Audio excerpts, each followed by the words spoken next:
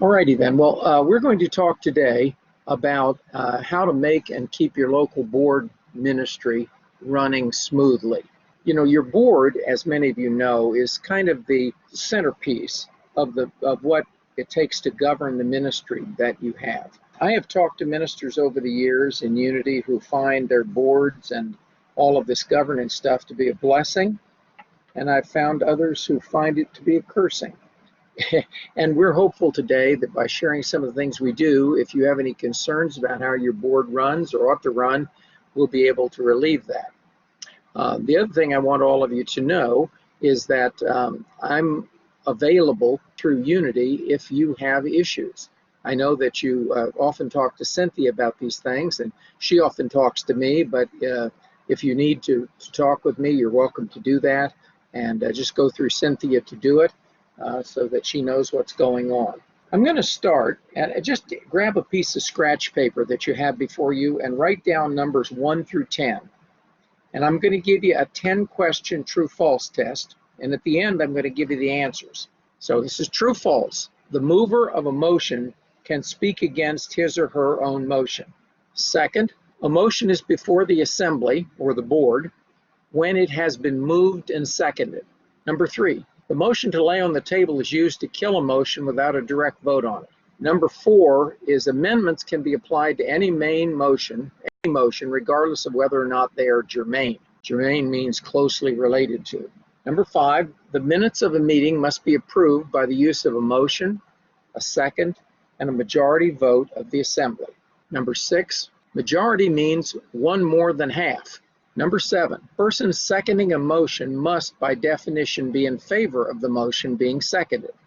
Number 8, presiding officer should say you are out of order when ruling that a motion offered by a member is not in order at the time according to the parliamentary situation. And the last 2, when an election is conducted for a position on a board where 6 people have been nominated, if no one receives a majority vote, it is proper to drop off all but the top 2 candidates and hold a runoff election.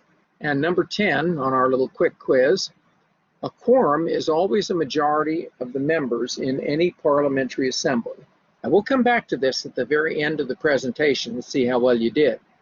Let's talk first about the functions in general of a board. Now I'm speaking of any kind of board, but they would certainly apply to you. The board acts for the ministry or the membership. Membership, function, and powers of the board must be specified in the bylaws. And in fact, your bylaws should do that. It is a separate deliberative body and elects its own officers, who are the officers of the local ministry. So your board is electing the chair of the board, the vice chair, and so on. If a board is to have an executive committee, that is a board within a board, it must be specified in the bylaws. Unless you have such a thing, there is no executive committee. A board may appoint any subordinate committee without board bylaws authorization. You can appoint a committee if you need to. And the quorum of a board is a majority of its membership. Now, let's speak about technical responsibilities. Now, you know that boards have fiduciary responsibilities to conduct things in accordance with proper rules and procedure. If you are governed by anything in your state law or in national law, of course, you have to follow that. And you have to follow the bylaws of Unity Worldwide Ministries, as well as the bylaws in your own organization there. And you have to assure that only those individuals who are properly authorized to speak, correspond, or otherwise act for the entire board. Now, one board member can't go off by themselves and just say, well, I'm doing this on behalf of the board. They have to have authority to do that. They have to be told by the board that they want that to be done, or it has to be specified in the bylaws or some action of the board. And boards need to assure that all members are aware of the organization's purpose and are trained in its procedures. You know, I see people all the time who get onto a board and don't know anything particularly. They never read the bylaws.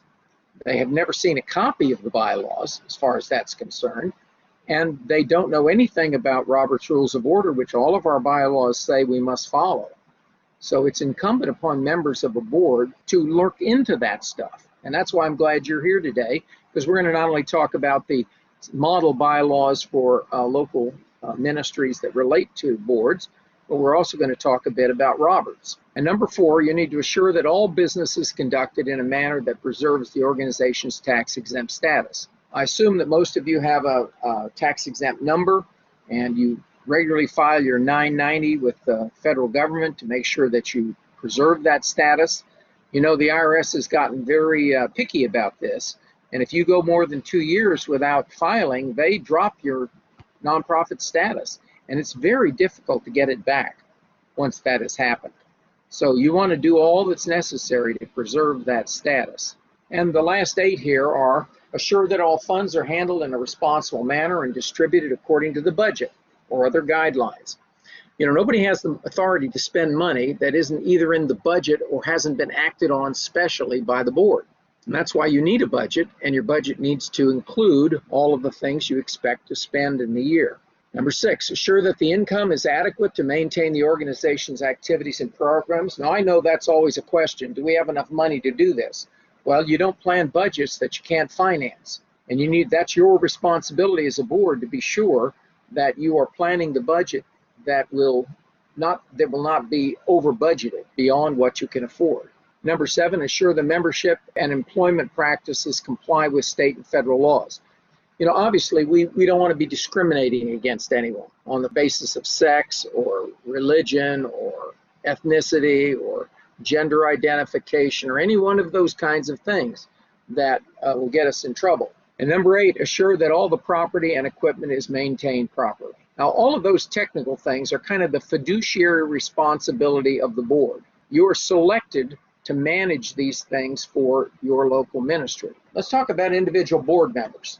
Individual board members have a responsibility to attend meetings. And I know some of you have said to me, we have a problem getting people to meetings. That's why in the new sample bylaws, it suggests that if a person misses more than 3 meetings, they're no longer a member of the board. And I think that if you can't make meetings, especially in the environment where you can call in and do it electronically, there's not much good reason for a person to miss that many board meetings. So when you go to accept election to board, you accept the responsibility to attend the meetings, either in person or by electronic means as may be allowed. You need to be familiar with and review the rules, the financial statements, and significant documents. Those of you that are incorporated, I suspect many of you have never even seen the articles of incorporation of your ministry. It would be very important that you did, because if you amend your bylaws from time to time, the bylaws cannot violate what's in the articles. The articles are a higher level order of rule. So being familiar with those kind of rules, and one of the first things I do when I get on a board is I ask to see the last year's financial statements. I want to know in what park we are playing financially. I think it's important upon board members to keep good records, no matter what role you are in the board, especially if you're the secretary, but not only that, but in any responsibilities. And number 4, this is really important, to insist all activities that have legal ramification be reviewed by counsel. It's important that you have access to someone who understands the laws in the state in which you are incorporated, in case you're going to do something that violates those laws. Number 5, speak and act only with the authority granted or delegated by the board. You are not the board is the board, and the board is only the board when it's meeting in a meeting. So just because you're a member of the board doesn't mean you get to instruct people on what they need to do unless you've been granted that authority. And communicate and act through proper channels. That's really important. You're working with a ministry and you have a minister that you've hired, and you need to work with that person and work with the chair of your board and not just be going off wildly in any direction you might want. Now let's talk about the president of the board a minute. And I know different ministries call this different things. Some call it the president, some call it the chair. I don't think it makes any difference what you call it, as long as you understand that this is the presiding officer. And this person calls meetings to order, announces business in order, assures all members are allowed to participate. Now, what I mean by that is all members of the board. Board meetings are not generally, you don't allow just all the members to show up and say anything they want to say. I mean, they may come, assuming you're not meeting in executive session, but they don't have the right to interfere or to interrupt the board's proceedings. I know a lot of boards will put on the agenda a place for public comment where members of the community can come, and if they have something they want to share with the board, they do so. And I advise any board that's going to do that to have a policy on it, to say how long they can address the board, and how many days or hours in advance they must indicate that they're going to do that, and the nature of the topic upon which they wish to speak. But here in number 3, we're talking about assuring that all board members are allowed to participate fully. The chair's job is to rule on points of order when they occur. If somebody thinks there's been a violation of the rules, they raise a point of order and the chair has to rule on it. They put motions to vote after debate, and they facilitate but do not run the meeting. What I mean by that is, we're not saying at the end of the meeting, did anybody get the number of the truck that just went through here? The chair's job is not to run the meeting in the sense of forcing people in a certain direction. It's to facilitate the meeting so that members have the opportunity to say their piece and be fairly heard and considered. Now we're going to talk about some of the provisions of the model set of bylaws that are provided by Unity Worldwide Ministries for local boards. And as I enter into this, let me just say to you, the Bylaws Committee is currently looking at these a second time. So some of the provisions that I mention here may not, in fact, be the final provisions. These were handed out at convention and mailed out to everyone, and we've had lots of comments. And the Bylaws Committee is carefully looking at those comments and seeing what they can do to accommodate them. So if I say something here that you think you've sent in something about, well, we just haven't finished that process. And so as of now, these are still what had been suggested. So it's suggested that the board be composed of the senior minister and at least 6 trustees. Now in small ministries, it's come to our attention that that's difficult. Well, there may have to be some flexibility there. The trustees are elected from among the membership of the ministry at the annual membership meeting. Churches of 50 members or less may choose a board of 3 trustees. See, there's the obligation for allowing it to be done. On both of these examples, you have that the board consists of the minister, and if there's more than 50 members, then there's 6 other trustees. If there's less than 50, it can be just 3. What if when there's no minister? They'd be the same, they just wouldn't have a minister. I mean, you obviously don't have a minister, the senior minister can't be there, but the other 6 or 3 would still prevail. So that's what I'm asking. So if it's 50 people, the board consists of just 3 trustees, or you add another trustee to replace the ministers? No, you don't add another trustee. Now notice that it says may choose, not must choose. So yes. Even a small ministry can say we want 6. If you can get them, that's fine. Some have said to us it's hard to get 6 if you're a ministry of less than 50. Well, okay, that's why that provision, but it's an optional provision, not a required provision. Now, these are all coming right from that model bylaws. To be eligible to be elected to the Board of Trustees, a person must be a member of the ministry. In addition, candidates for election shall endeavor to live in accordance with the Jesus Christ principles of love as taught by Unity Worldwide Ministries and further the interests. And you can see the rest of that there. Be sincere and continuous. Some of these are aspirational things. And one of the questions that I always raise is aspirational things don't really belong in bylaws. Bylaws are supposed to be rules that we follow. And when you start using words about should, they should work this way or that way, you get into an area that's difficult to enforce. All right, term of office. Elected trustees shall hold office for 3 years or until their successors have been elected. Now, that second phrase is very important because if you just say shall hold a term of 3 years, it means exactly that. So if your annual meeting 3 years hence was held 5 days before it was 3 years ago, then for 3 days you're going to have 2 sets of elected officers. See, that's why you always want to put this phrase or until their successors have been elected. So if it's more or less by a few days than 3 years, it doesn't affect anything. Trustees elected at an annual membership meeting shall take office at the conclusion of the annual meeting. No elected trustee shall serve more than 2 consecutive terms, and then they've got to lay out for a year. Any person who serves on the board more than half a term is credited with having served a full term. And that's a provision that comes right out of Robert's Rules of Order. It's suggested that you've got to have some way to determine if they've served a full term. So if they've served more than half, that's just taken right from the Constitution of the United States, where it says if a president serves more than half a term, he's a full term and he can't run for 2 more. All right then, the following persons are prohibited from serving as trustees. Let's go through this. Any active licensed Unity teacher from your ministry, they cannot be a trustee. Relatives, significant others, or household members of any trustee. individuals receiving compensation from the ministry, relatives, significant others, or household members of any individual receiving compensation may serve on the board, but may not vote on any matters of compensation as it relates to the individual or business entity owned by such individual. So what we're saying here is there's three classes of people that can't serve, and there's one that can serve conditionally. But like if, let's say it's a spouse of one of the employees of the ministry, they can't vote on that person's compensation or related issues. Now, regular board meetings, it's recommended that you meet once a month, but that it's said that you must meet at least 4 times a year, at least quarterly. Okay, next one, special board meetings. Now, this comes up a lot when there's trouble in the ministry. And this is the times when often I get called out to be the presiding officer for your business meeting when you have a really tough situation. And what we find is that people are very glad that I'm willing to do that, because in a really tough situation, nobody wants to preside. And they like having the person come out and do that who's totally impartial and doesn't have, as we say, a dog in the hunt. Let me read what this says. Special meetings of the board should be called by the president. Well, that's one person who can call a meeting. Or, if requested by the senior minister, the president calls it. Or by 3 or more trustees, the president calls it. Or by a written petition of 10% of the ministry's voting members.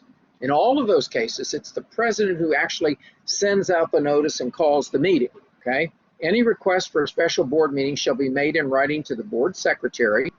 All current board members, including the senior minister, shall be sent notice by postal electronic mail of any special board meeting at least 72 hours in advance. Now, I want to back up on what I said earlier. I was talking about special general meetings of your members. Special meetings of the board are not usually that complex. It just usually means there's something emergency that's kind of come up and we need to do it. And you need to give people 72 hours notice. And a lot of times special board meetings get held as a conference call. See, the minimum standard for deliberation is that all participants must be able to hear each other simultaneously. So simultaneous communication is the minimum standard. So what does that mean? Well, a conference call where you can't see each other, like we're doing right now. We can all hear and we can all interact together, but we can't see each other. That's the minimum standard. The attendance of any member of the board at the meeting shall serve as a waiver of the notice. So let's say the individual is out of town and they came back and they suddenly found out that they hadn't been checking their email, that a meeting been scheduled for later that afternoon.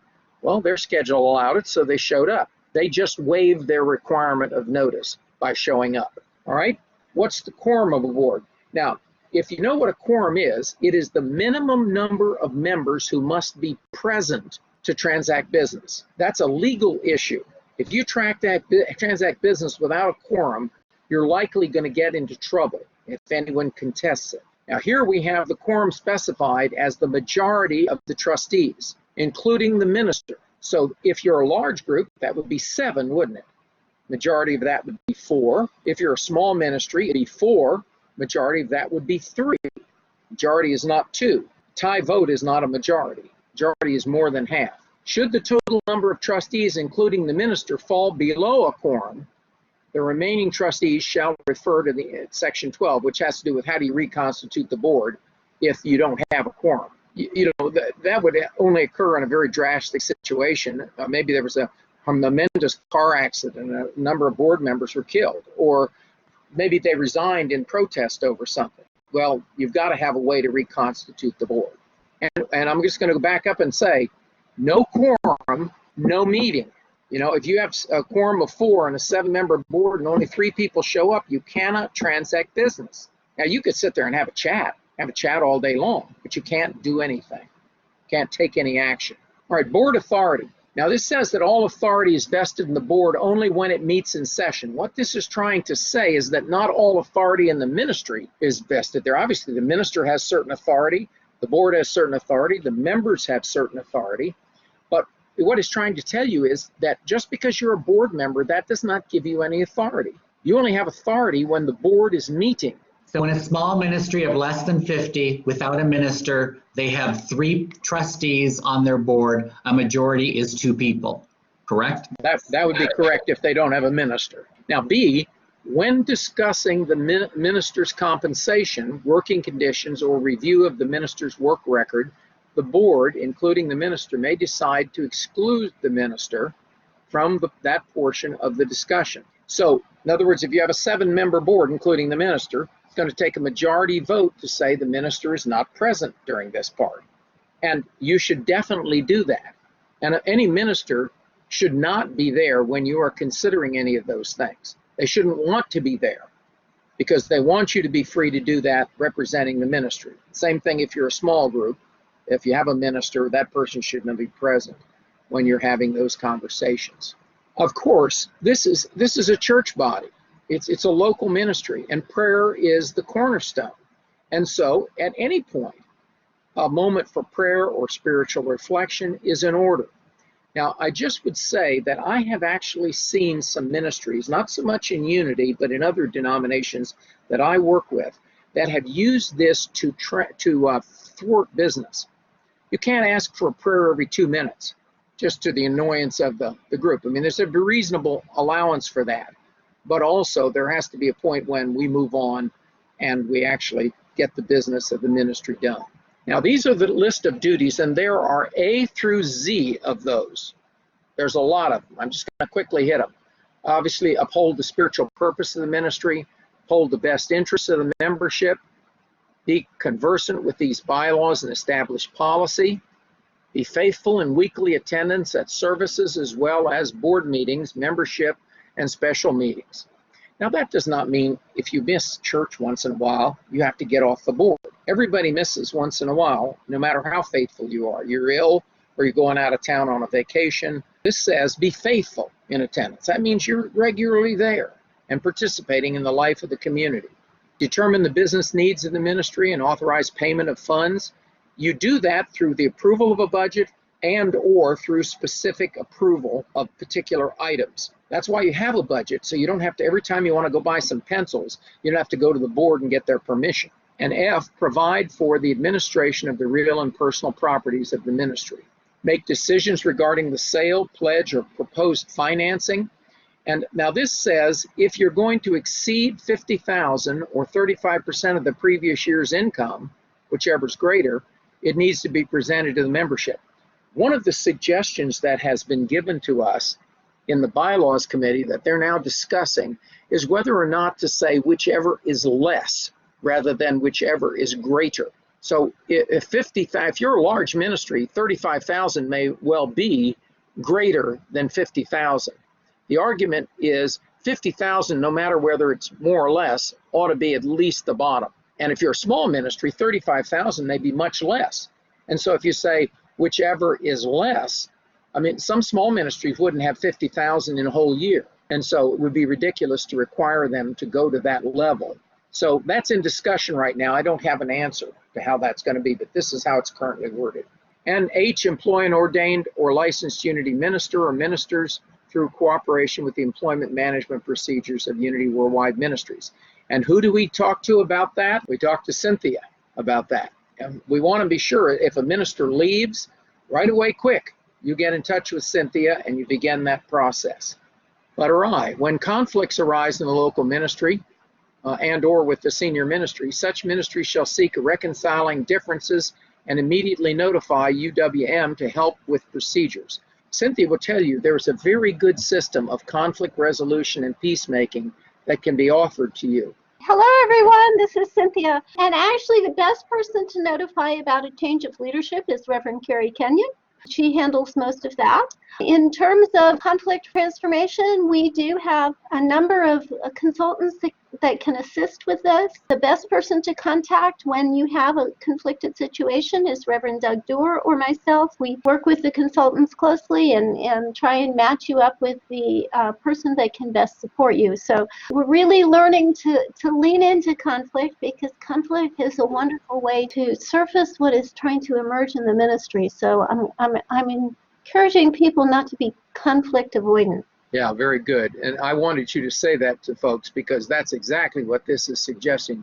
I want you all to read carefully this second sentence. After a ministry and its senior minister have sought to reconcile differences and cooperated with the procedures and guidance of UWM, the Board of Trustees may terminate the employment of the senior minister by a 2/3 vote, excluding the minister. That means a 2/3 vote of either the 6 or the 3. 2/3 vote of 6 is 4. 2/3 vote of 3 is 2, which happens to be the same as a majority vote of 3. Notice this does not say you just go out and do that. You are obligated to cooperate with these processes before you decide, and you should get into that before it's become an irreconcilable difference. Don't wait till the last minute. Okay, Jay, as recommended by the senior minister, determine staff positions. You don't want to be just hiring people without the senior minister's recommendation. This needs to be a process here that they put together and you authorize the funding for it. Establish the fiscal year as the calendar year unless the board finds a compelling reason to adopt a non-fiscal calendar year. There might be, I don't know what it would be, but there might be. Cause to be prepared monthly a statement of income and expenses and a balance sheet setting forth the financial condition. That you would want to have reported to the board, not to the general membership. And that is not something that you vote on. When a financial statement that has not been audited is presented to you, you simply review it and ask questions about it. It's the auditor's report once a year that you want to adopt, not the periodic reports of the treasurer. You want to secure theft and dishonesty insurance for people that are handling funds. That used to be called bonding, but they don't call it that anymore. The theft and dishonesty insurance now is part of your overall board coverage, and you need to be sure that's in place. Approve applicants for membership and remove former members from the membership rolls. It doesn't talk about how, that's in another place. This is just your duty. Provide for the sending of yearly membership, renewal cards, or such other documents as approved by the board to all members, and former members keep or cause to be kept an accurate record of members. I have to tell you that one of the most frequent problems I have run across when I have had to go out and conduct a business meeting in a local ministry that wants to recall its board or something like that is that the ministry doesn't have a very good record of who its members are. And this causes a great deal of trouble because all kinds of people come out of the woodwork who claim to be members who haven't shown up at church in years, have not filed any document, but you haven't been diligent in doing this. And so it becomes very hard at that moment to tell them that they cannot vote when you haven't done what this provision here requires. Now, I know that requires a little bit of administrative work every year, but believe me, it'll pay huge dividends if you ever get into a conflicting situation.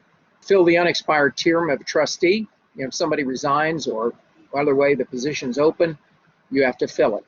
Elect officers of the board and their successors. Create such ministry teams as needed to support the functions and responsibilities of the board. Now notice that doesn't say the functions and responsibilities of the ministry. It's to the minister to appoint ministry teams for things that are within the minister's bailiwick.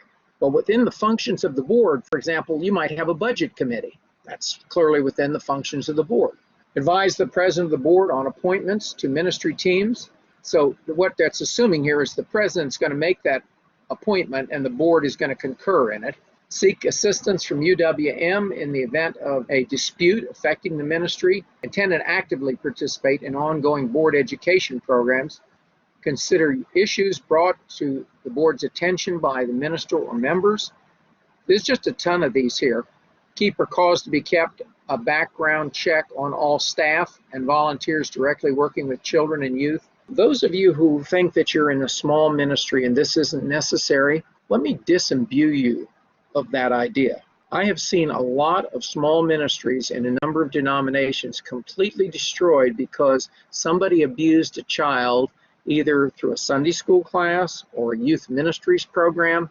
And as you know, if you've watched the Catholic Church in recent years, this can be terribly damaging, and not only to the people involved in it, but to the whole church. And so it is very important that you make sure that anyone working with children and youth have the proper checks done on them. One of a good principle to follow is too deep leadership. You should never be alone with a child. Nobody should. It should be too deep leadership. Keep or cause to be kept accurate records of gifts to the ministry in compliance with the IRS regulations, acknowledging in writing contributions in compliance with Internal Revenue regulations. And the last two, issue or cause to be issued 1099s and W-2 forms in compliance with regulation. W-2 is for employees, 1099 are for people that you paid something to who are not employees. So if I come out and do a business meeting for you and you pay me, you've got to give me a 1099 at the end of the year so I can account for that when I file my income tax statement. And secure liability insurance for the board members. And then two more, take such other actions that are deemed necessary, that's the all-inclusive one, and send or cause to be sent the annual ministry report to UWM. Because these are just the draft bylaws, shouldn't we wait until we get the ones that the team is looking at and to see how they're recommending the actual final ones that are going to be presented, rather than changing the ones that we have now and then having to change them again in a few months? Yes, you absolutely should. Matter of fact, the action that was taken was that these were to go into effect January 1. I think the intention is for the bylaws committee to finish up its work here in October and send them to the UWM Board of Trustees for approval in November, so that they can then be sent out far and wide, and then you should start the process. But you should wait till January to do that. Let's go on and talk about removal. Now, this removal is because there's a problem, okay? Either because unexcused absences, it says a trustee may be removed. Doesn't mean you must remove them. They might have a good reason for it. They went on a 4-week trip and they missed 3 board meetings. Okay. Failure to fulfill duties of the office, or being disruptive or participating in unethical behavior. Removal requires a majority vote of the other board members to do that. So this doesn't go to the membership. Now, not this part. Membership has the right to remove board members too, but that's not what we're talking about here. All right, now I'm going to come off of the bylaws and we're going to come into our parliamentary procedure. A lot of people say to me at convention, well, you know, I'd like to know some simple guidelines on how do we run a meeting. Now, this is a meeting, remember, of 7 or 4 people, so it's not a big assembly. There are 6 steps that should always be followed in adopting any motion. So first of all, a member has to make the motion. So let's suppose that we're adopting the budget, and we have the treasurer make a presentation of the budget, and then a member says, I move the adoption of the budget. The way you make a motion is by saying, I move that. I move that we adopt, or I move that we, whatever it is. So the member who moves the motion must be in favor of what she or he is moving. And they may not speak against their own motion. They go in the minutes as the person who moved it. They are the proponent. However, they can vote against it because anybody can have their mind changed in debate. I mean, I can tell you countless times I've gone to a meeting where I was determined to vote a certain way on something, and when I listened to the debate, I voted the other way. That's the reason for a meeting. Otherwise, we could just stay home and phone it in, you know, or send it in by email or something. The reason for a meeting is deliberation. So after the members made the motion, another member seconds it. Now, when you second a motion, you are not saying I am in favor of it, like the mover is. All you're saying when you second a motion is, I want to hear it discussed. And a perfectly good reason to second a motion is you want to see the board vote it down. You're against it.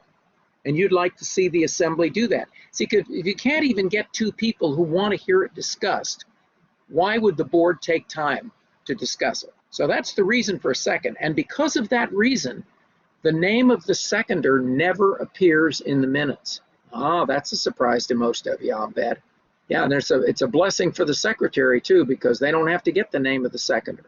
That person is not a proponent, and their name should not be attached to the motion. Now, once it's been moved and seconded, the chair states the question by saying something like this. I'm going to pick an example. I move that we buy 50 desks and chairs for the church hall. Number of the member seconds the motion. The chair says, it is moved and seconded that we buy 50 desks and chairs for the church hall. Is there any debate? Now that's what's called stating the question. You restate the motion and open it for debate. And during the time of debate, this is when people can speak for it or against it. They can ask questions about it. They can offer amendments to it or other motions that we may talk about later. So is there, has Robert's Rules come up with something that when it's a small board, like 3 people, that you don't need to have a seconder? Because otherwise, it's like going around in a circle. Oh, it's your turn, Joe. You know, somebody makes a motion it's like the same people's names all the time, and when there's only 3 of you to actually vote and debate. And my other question is in the same circumstance, can the chair vote? Okay, let's take those one at a time. Thank you. If any of you have a copy of the 11th edition of Robert's Rules of Order newly revised, which is the most current edition, and you should not be using anything else, that is the current edition. And your bylaws say the current edition. It's the 11th edition published in 2011. Okay, now I should also tell you that next September, the 12th edition will come out. It will be released at the National Parliamentarians Convention, and it will become the current edition. And there are always some changes every 10 years in the book. But let me just point out that on page 487, it says the following. In a board meeting where there are not more than about a dozen members present, that would be all of your boards, some of the formality that is necessary in a large assembly would hinder business. And rules governing such meetings are different from the rules that hold in ordinary assemblies in the following respects. Members may raise their hand instead of standing when seeking the floor and may remain seated while making motions. Well, I'm pretty confident that's how you operate already. Second, motions need not be seconded. So there's your answer. Also, there's no limit to the number of times a member can speak in debate. An informal discussion on a matter can be entertained even while no motion is pending. You wouldn't do that in an ordinary assembly. Now, I don't necessarily recommend every one of those rules, and I think if you're going to use them, you should adopt a board policy saying that you're going to adopt these special rules or some of them. Now, the second question I want to answer, and then I'll come to Marge. You asked, does the chair of the board vote? Well, in that same set of rules, it says the chairman does not need to rise while putting question to vote, and the chair, if the chair is a member, and your chairs are, he or she may vote without leaving the chair and may speak in informal discussion and even in debate, and may vote on all questions. In a small board, the chair, see, what you could do is, if that wasn't the case, you could say, well, the guy we don't want to talk, we elect him the chairman, so that he doesn't get to speak in debate or vote. That would not be fair. So the chair does get to speak in debate and vote, although I advise members who are presiding to do that as infrequently as possible, not to be in the middle of discussion all the time. So let me just go on and say that the chair states the question. Now, it's possible that the way the chair states the question is different than the way the member made it. And that may be because the member doesn't know what he or she wants to do. So they fumble around trying to make the motion. And the chair then, before asking for a second or stating it, might enter into a little colloquy with the maker and try to clarify what it is that she or he is trying to do. And then when it's clear, the chair can say, is there a second? And then state the question. It is moved and seconded that. And the way the chair states it is the way it goes in the minutes. Debate, members debate the question, speaking for or against, or asking questions, or moving other secondary motions that we'll talk about in a minute, such as an amendment. And debate continues until no one has anything else to say, or somebody moves that debate be closed, and that requires a 2/3 vote of your board to force debate to be closed. It's better to wait until everyone has had their say, because in a small board, why shouldn't you? You know, unless somebody's just trying to filibuster the issue, talk it to death, then a member can move the previous question, that is moving the debate be closed. And we'll talk about the previous question later. Then the chair puts the question to vote. That is, they take the vote, and they always take the affirmative vote first. All those in favor, show your hands. Thank you. All those opposed, show your hands. Thank you. Now that's taking the vote properly. And you always take the negative vote, even if it looks to you to be unanimous, because you might be wrong. There might be one person who wants to vote against it, and if they do, they should have the right to do that. So you take the affirmative vote first and the negative vote second. Then the last step is the chair must announce the results of the vote by saying something like this: the ayes have it, the motion is carried, and we will buy the desks and chairs for the church hall. Or the noes have it, the motion is lost, and we will not buy the desks and chairs for the clubhouse. Or if you're taking a hand vote, not an aye, no, you might say there is a majority in the affirmative, the motion is adopted, and we will buy the desks and chairs for the church hall. or there is less than a majority in the affirmative, the motion is lost, and we will not buy the desks and chairs for the church hall. So you're saying which side prevailed and what's the result of the vote. Now this is the one that gets left off a lot of times, especially in big meetings. I'll see they'll take a vote and then they'll say, okay, now the next item is, and I'm sitting there going, who won? Who prevailed here? And the secretary's sitting there wondering too. Now, if you count the vote, you put the results of the count in the minutes. If you take a roll call vote, that is, the secretary reads the name of each member and they respond by saying yes or no, then the result of that roll call goes in the minutes by each person's name and how they voted. I doubt if very many of you do a lot of things by roll call vote. I know public bodies tend to do that because they have constituencies to whom they are responsible, and they, will come up for election again, and they want to let their constituents know how they voted. But generally, in boards for years, they probably wouldn't take many roll call votes. Likewise, you probably wouldn't take many ballot votes. A ballot vote has to do with secrecy. It doesn't have anything to do with accuracy. You can get just an accurate decision by counting. But if you want to preserve the anonymity of the voter, then you do a ballot vote. You know what Robert says about ballot votes? He says they should be used if they are more likely to yield the true sentiments of the voting body.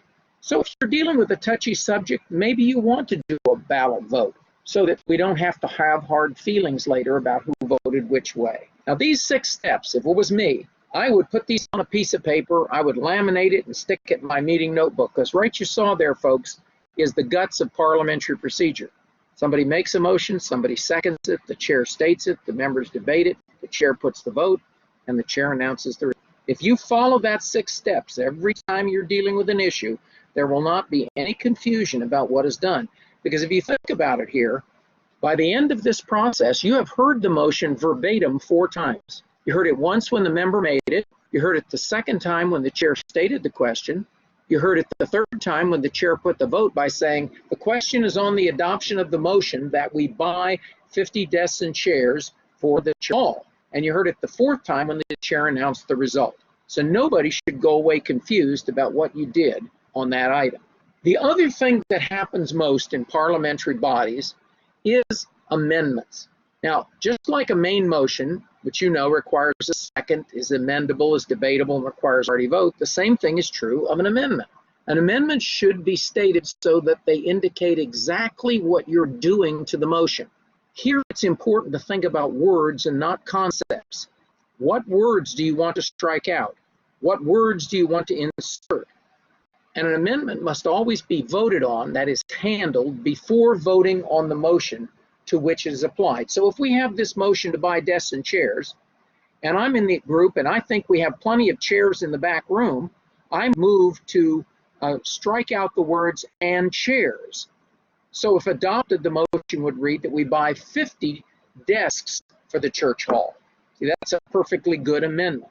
All right, now I'm going to give you an example, and we're going to walk through something about amendments. So let us suppose this is our main motion. Somebody has moved that the local ministry sponsor a delegate to the UWM convention in June. And that's been seconded, and it's stated by the chair, and it's before us. So this is the matter that we're now considering. And maybe you're in the assembly or on the board meeting, and you know that this year they're having the convention in July. That, by the way, that's not true, folks, but I'm just making this up. Okay, so don't go off and tell people that you're meeting in July. You're not. You're meeting in June. But let's suppose that you heard that. So you might want to offer the following amendment. I move to amend the motion by striking out the words "in June." So one way to amend a motion is to strike out words that are in it. The words must be contiguous. They must touch each other. And if you have words you want to strike out one place and another, you have to strike out all the intervening words, so that it's one place that you're striking out, one place that you're inserting. So here's another example. This one is an amendment by adding or inserting. It's adding at the end, inserting in the middle. And we sponsor a delegate to the UWM convention in June, and here's the amendment. Providing, however, that the board shall not be responsible for expenses in excess of $500. So you like the idea of sending a delegate, but you want to set a spending limit. So that's adding words to the motion. The third method is the combination of the two. I move that we amend the motion by striking out the words "a delegate" and inserting in their place the words "two delegates." So if adopted, it would read that we sponsor 2 delegates to the UWM convention in March. Now, folks, that's the only 3 ways you can amend a motion. You take something out of it, you put something into it, or the combination of the 2. And all of these need to apply to contiguous words, words that touch each other in consecutive order. Now, I know somebody's going to ask me, well, what about an amendment to the amendment? Because you've heard that before in various groups. So rather than using the term amendment to amendment, I'm going to use the term secondary amendment. So imagine that amendments are like a pyramid. Your main motion is the lowest ranking motion, and you can only make a main motion when nothing is pending, because we can only deal with one thing at a time. Now, while that motion to send a delegate to the UWM convention, our main motion, is pending, any of those 3 I showed you are primary amendments. They amend the main motion directly. Let's say we are going to deal with the primary amendment to add words not to exceed $500. But suppose I'm there and I'm thinking, well, I like sending a delegate and I like spending the spending limit, but there's no way you can send somebody for $500. So I offer an amendment to the amendment, or as we call it, a secondary amendment, to amend the primary amendment by striking out $500 and inserting $1,000. Now that would look like this. Your main motion is that we sponsor a delegate. The primary amendment is in red, that we have sorry, I've got wrong numbers here. 5 instead of 500, we're going to make it 1,000. That's the green. The secondary amendment is green. The primary amendment is red. Now, which of these 3 things would we vote for? Would we vote on first? Well, it's a rhetorical question. You don't have to answer. You would vote on the secondary amendment first, because you have to know what spending limit. Now, let's say you adopt that $1,000 limit. Now, the red reads, providing, however, that this board shall not be responsible for expenses in excess of $1,000. Now, we have to vote on whether we want to add that spending limit. So let's say we adopt that.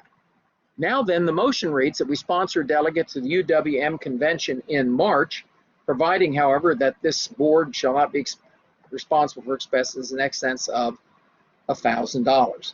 So what we did is we went up the pyramid and we went back down in inverse order. The first thing you're going to vote on when you have all 3 is the secondary amendment. The second thing is the primary amendment. The last thing is the main motion. Now you might think of this like a tree. Let us suppose that the trunk of the tree is my body, okay? That's our main motion. And when you were a kid, you probably climbed trees. So what did you climb on? You went out on the branch. And you can go out on a branch and sit on the branch, but I'm going to move over just a little bit. When you get to the end of the branch, you might want to go out on the, where is it? There it is. Go out on the twig.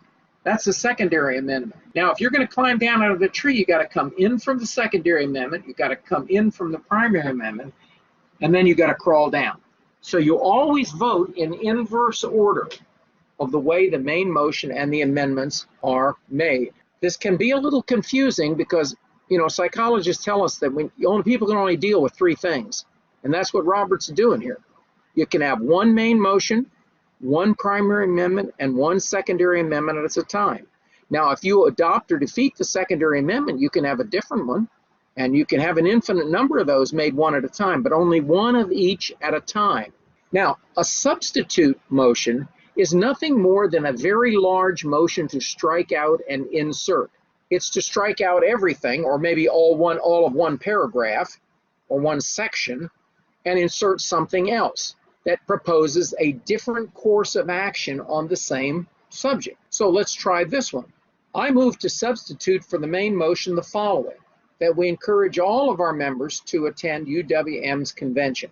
See, that's germane. It's closely related to the matter. It's proposing a different view on what we should do about attendance at convention. One is we want to elect a delegate and pay their expenses. The other is, well, we just want to encourage everybody to go. And this is handled the same way. A substitute by definition is a primary amendment, striking out the whole item or part of the whole item, and inserting some new wording that proposes a different course of action. Other useful motions. To send a pending motion to a committee, you can refer it. It takes a majority vote to refer a motion to a committee. You can postpone it to another meeting as long as you meet within a quarterly time interval, and most of you meet monthly, so that's fine.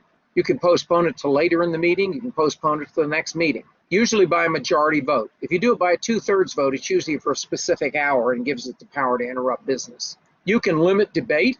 Now, anything where you're taking away people's rights is going to take a 2/3 vote. I didn't mention that here, but I should have. Because if you're going to limit debate to 2 speeches or limit debate to 2 minutes a speaker or something, you're going to have to take a 2/3 vote to do that.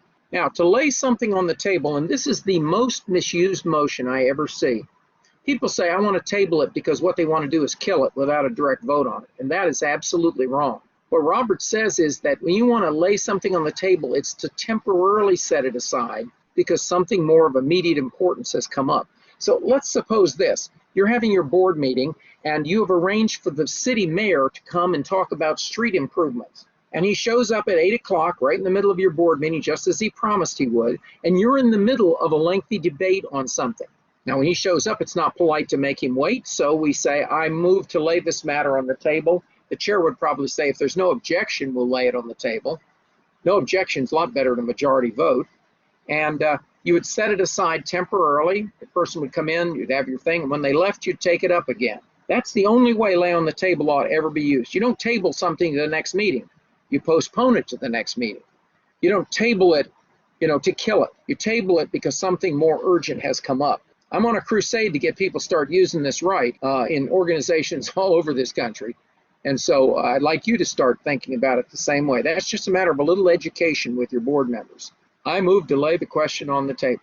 Temporarily sets it aside. Okay, keeping order. A point of order is a member calling to the attention of the chair that some violation of the rules has taken place and requiring the chair to make a ruling as to whether the point is well taken or not well taken. There's no vote involved here, folks. If a person is, let's say you have a limit on speeches of two speeches each and a person speaking a third time, somebody can raise a point of order and the chair must rule that point is well taken because the person has already spoken twice. If, however, members of the body disagree with the ruling of the chair, they can appeal that decision and the body will decide whether it is adequate and accurate by a majority vote. It actually takes a majority vote opposed to the decision to overturn it. So if the chair rules on a point of order and you don't agree with them, you can appeal it and a majority of the board opposed to the chair's ruling would overturn it. Questions of privilege should not come up in small boards, but there are things that interfere with your comfort and your ability to participate. It's too hot, it's too cold, I can't hear, my voting device isn't working. Now those might happen at your annual meeting, but they likely wouldn't at your board meeting. Now here's one that does happen a lot. People will do something at a meeting, and the most frequent phone call I get from boards across denominations and even public boards is they say to me, we did something last month and now we thought better of it and we need to change it. How do we reconsider it? And I say to them, I'm sorry, you can't reconsider it, it's too late. And they have a stroke, and then I tell them, but there's always a way to do it. So let me explain reconsider. The purpose is to permit hasty or ill-advised action. It can only be moved by somebody who voted in favor if it passed and voted against if it lost. They must have voted on the prevailing side, okay? Because you got to see that one person has changed their mind before you waste the assembly's time in considering whether to do it again. Now, in a one-day session, and that's what all of your board meetings are when they meet monthly, it's a one-day session, you can only reconsider something during that meeting. If you had a multi-day session, like the UWM convention, you can reconsider something on any day there's a business meeting, generally on the same or the next calendar day in which there's a business meeting. So what do you do if you have you can't reconsider it any longer? Well, if it's too late to, and it takes only a majority vote to reconsider it, if you can't reconsider it, you can always rescind it or amend it. It allows the assembly to change a previous action altogether or partially. Rescind is altogether, amend something previously adopted is partially. And it requires a 2/3 vote unless you have given previous notice. So in the call of the board meeting, you put in there, we're going to reconsider the vote on something that happened last month. You indicate what that is. Now it only takes a majority vote to rescind it. But without that previous notice, if it just comes up in the meeting, then it's going to take a 2/3 vote. The principle is that it's always going to take something more to change it than it took to establish it. And there's no time limit on when rescind or amend something previously adopted can do it. You could do that a year later or 10 years later if you found you needed to. Maybe you've got a board policy adopted years ago and now you want to amend it. That's an example of amending something previously adopted. Now, developing an agenda. These are the 6 things in a standard order of business. This is the framework on which you hang all the items of order of business. And the principle underlying this is past to future. So we start with reading and approval of the minutes, which the question is, what did we do in the past? Then we have reports of various kinds. What information do we need is the question. Then anything we left undone, unfinished business, or we postponed to this meeting. And now lastly only do we come to new business. This is what else we want to do now. I want you to notice that nowhere on that page does it say old business. Old business is not a term in parliamentary use. It conjures up a whole different meaning than unfinished business. Unfinished literally means something unfinished at the last meeting or postponed to this meeting. Old business means something we dealt with in the past and we're bringing it up again. That's not what's unfinished business. So, scrub that little word right out of your vocabulary and stop using that. It's not old business, it's unfinished business. Now, a fleshed out agenda could look like this. Now, the things in parentheses are my notes. Call to order. The chair starts on time, raps the gavel if you use one, and calls the meeting to order. Waits quietly for order. Then if you have any opening ceremonies, if you have flag salutes and invocations, it's God and country. Invocation comes first. Introducing guests. Take a call if you need to establish who was present for the record. There is no reason to take a roll call if you're not going to put in the minutes the result of the roll call. You can do a roll call by passing around a sheet of paper and everybody signs their name. That's fine, but the secretary should put in the minutes what was the result, who was present, in other words. Then, if you have an executive board like this, and this might be including the minister might report on what the minister's doing, or if you have an executive committee within the board, they might report. And then we have, I'm sorry, it looks like I've skipped number 4 here, 4 and 5, which are all those reports I mentioned, reports of committees of various kinds. And then unfinished business. The quickest way to find out if a chair of a meeting knows what they're doing is watch what they do when you come to unfinished business. Because if there isn't any, the chair should not say, is there any new unfinished business? Because he should know. She should know. You check the minutes and find out. You only call for an unfinished business if there is any. Otherwise, you skip it. New business, however, you call for it because you don't know. This is any member's opportunity to bring a motion before the board. I mean, any member of the board now. And it must fall within the objects, of course, of the assembly, fall within the objects of the organization as expressed in the bylaws. And then lastly, I bet a lot of you take a motion to adjourn and you get a second and you vote on it. I want to ask people that do that, what's plan B if you vote that down? Going to stay all night? No. Robert says that when there's no further business, the chair says, is there further business to come before the board? There is no further business, then the meeting is adjourned and adjourns the meeting without a vote of anybody. The chair can do that in the case of fire, riot, or substantial disorder. You're not going to, if a fire breaks out, you're not going to take time for a vote on whether we want to adjourn. Other than those 2 situations, however, the chair does not have the right just to adjourn the meeting because he doesn't like what's going on. Something like that. That's up to the assembly, up to the board itself. Okay, last thing I want to make with you is you're dealing with people in your board, not just rules. Psychologists tell us that when people come to these kinds of meetings with 3 different sets of personality types for a meeting. Some are achievers who are motivated by getting through the agenda. You all know folks like that. I'd be one of those. I want to get through and I want to get everything done in the amount of time allotted. Affiliators are the people who want to have coffee and donuts. They want to talk to people. They want to relate to them. They want to get to know them. And the affiliators, believe it or not, will suffer the achievers to get through the agenda if the achievers will suffer them to have some coffee and donuts and get to know each other. So you've got both of those kinds of people on your boards and you've got to accommodate them when you plan what you're going to do. Now, you also have some people that are there because of reasons of power. Now, don't take that negatively. It could be negative. It doesn't have to be. There are 2 kinds of power people. There are personal power people, and they believe that power is a finite quantity. In other words, the more of it I get, the less of it you have. And the more of it you get, the less of it I have. So these are the kind of people who are very difficult to work with on a board, because they are, especially if they're in charge, because they're not going to tell you everything, because they're going to keep it in case they can use it against you later. Personal power people that are in it for their own personal power are really incongruous with the work of a local ministry. But there are social power people, people like Gandhi and Christ, who promoted an infinite view of power. In other words, the more I give you, the more I get. The more you give me, the more you get. The more I facilitate you, the more you facilitate me. Okay? And when you are planning agendas, keep that in mind. Social power people are great educational development chairs. Personal power people are really good at something too. They're good at committees to investigate. They're going to look at every little thing they can find. But remember, they won't tell you everything they found out in case they can use something against you later. Now, I want to give you the quick answers to the quiz, and then we're going to take whatever time we have left for just open questions. First, I'm going to tell you every one of these is false. The mover or maker can speak against his motion. Well, I told you no. Can't do that. You can vote against it, though. A motion is before the assembly when it's moved and seconded? No. It has to be stated by the chair, not just moved and seconded. A motion to lay on the table is used to kill a motion? No. It's used to set it aside temporarily. Amendments can be applied to any motion regardless of whether they're germane? No, they have to be germane to the question. While you're considering buying those desks and chairs, you can't have an amendment to send the president to Florida for the winter. Minutes of a meeting must be approved by the use of motion, second, and a majority vote. Not at all.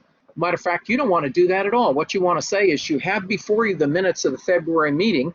Are there any corrections to the minutes? Allowing them to be made. Thank you. If there are no further corrections, the minutes are approved as corrected. You do it by unanimous consent.